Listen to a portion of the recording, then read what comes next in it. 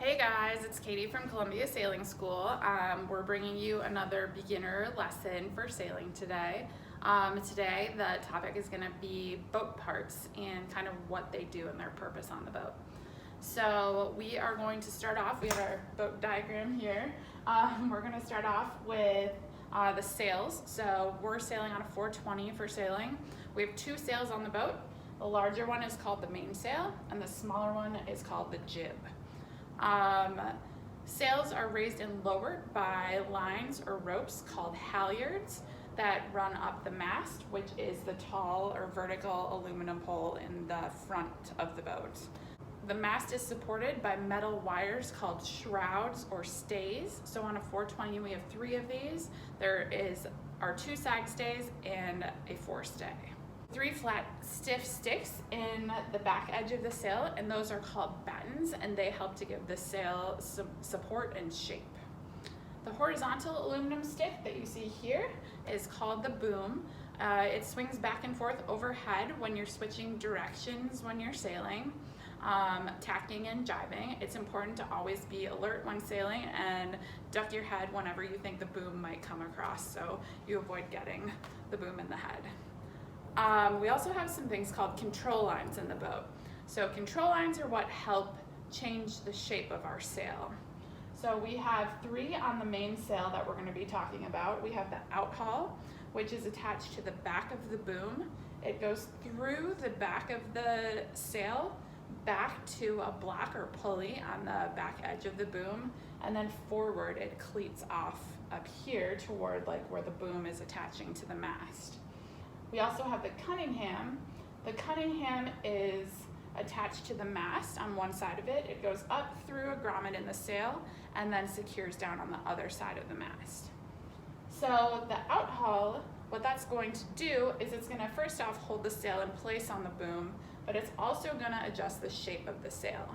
So if you see a lot of vertical wrinkles coming off of the boom, you're going to want to put a little bit more outhaul on so that there's a nice curved shape to the sail. The same thing with the Cunningham, except we're talking about horizontal wrinkles coming off of the mast. So if you see a lot of horizontal wrinkles coming off the mast, you're going to want to adjust your Cunningham and pull it on a little bit more. So the amount of controls that you use varies with the wind speed. So it also varies with the water conditions and the waves that we're seeing. So in certain situations, you're going to want to have a little bit more full of a sail to power up to get through some waves. And in other conditions, you're going to want to flatten out your sail to help depower the boat a little bit. So the next thing that we're going to talk about is the boom vang. The vang is attached to the base of the mast, but also to the boom, and when you pull the vang on, it pulls the boom down and holds it in place so that the sail shape isn't changing drastically when the wind is pushing into your mainsail. So typically what we'll do is if we're looking to flatten out our sail, we'll pull vang on and that will pull the boom down and stretch out the back edge of the sail. The actual fiberglass part of the boat is called the hull. The hull on a 420 is just under 14 feet long. We sail with two people in a 420 typically for racing. For some of our more beginner level classes, we'll sail with three people in the boat to make it a little bit easier to adjust getting into a bigger boat. A couple more control lines that we have, the jib sheets. They're the ropes or lines attached to the back corner of the jib. The crew or the person sitting in the front of the boat will be pulling on those, trimming and easing the sail depending on what point of sail you're on. And then the skipper or the driver will be trimming the main sheet, which controls the mainsail and how far in or out the sail is. We have two foils on our 420. The first one is a centerboard, which is right kind of in the center of the boat. What the centerboard does is it helps the boat track in a straight line and prevent it from sliding sideways when the wind pushes against your boat. So what happens when the wind pushes against your sail or into your sail, rather than the boat going sideways, we have the centerboard underwater. It's providing resistance against the water, so we're able to track better in a straight line. We also have our rudder. So the rudder's in the back of the boat. It has a rudder head on the top of it, which is like a black metal part that connects to the back of our boat.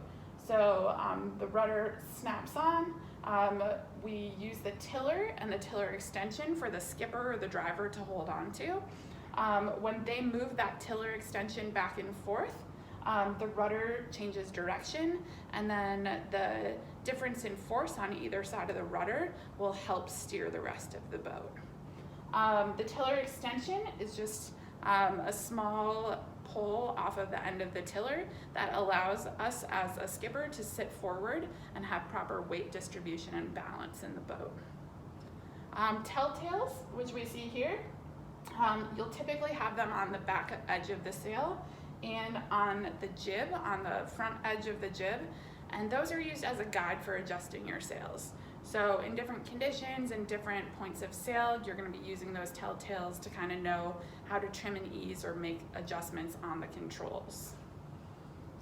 All right, so I've kind of been mentioning we have the different parts of the sail, and I've been referring to them as the back edge of the sail or the back of the sail. This is kind of our breakdown of the sail. The very top of the sail is called the head. The front edge of the sail along the mast here is called the luff. The front corner that attaches and usually has a white or black plastic piece called a slug on it slides into the front of the mast here. That's called the tack. The bottom edge of the sail along the boom is called the foot. The back corner of the sail where the outhaul runs through is called the clew. And then the back edge of the sail where you'll find the battens is called the leech. It's kind of fairly similar with human anatomy with the head and the foot of the sail. And then if we're talking about geographical places on the boat, we have a couple different things. The bow of the boat, which is here, is the front of the boat, the pointy end as we like to call it. The stern is the back of the boat, which is found here. And then we have our port side, which is our left side, and our starboard side, which is our right side. Hopefully you guys found that helpful. If you guys have any questions, feel free to reach out to us at sail@collyc.org, or you can drop us a line in the comment box.